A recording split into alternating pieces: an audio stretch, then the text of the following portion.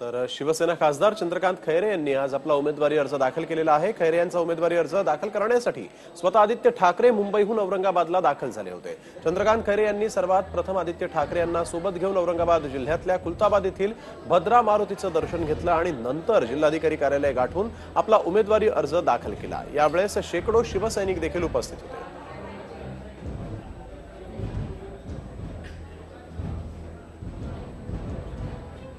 बाळासाहेब ठाकरेंच्या आशीर्वादाने माननीय उद्धवजींच्या नेतृत्वाखाली माननीय आदित्यजी माझ्या बरोबरच होत आहे। त्याचबरोबर माननीय प्रधानमंत्री नरेंद्र मोदीजी, अमित शहाजी, त्याचप्रमाणे आपले लोकप्रिय मुख्यमंत्री माननीय देवेंद्रजी यांच्या सगळ्यांच्या सहकार्याने मी आज हा फॉर्म भरला निवडणुकीचा आणि जिंकला।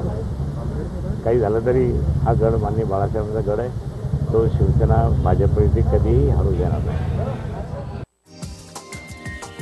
हा व्हिडिओ तुम्हाला आवडला असेल तर असे आणखी व्हिडिओ पाहण्यासाठी TV9चं YouTube चॅनल सबस्क्राइब करा, बेल बटन दाबा। ताज्या घडामोडींसाठी लॉग ऑन करा tv9marathi.com।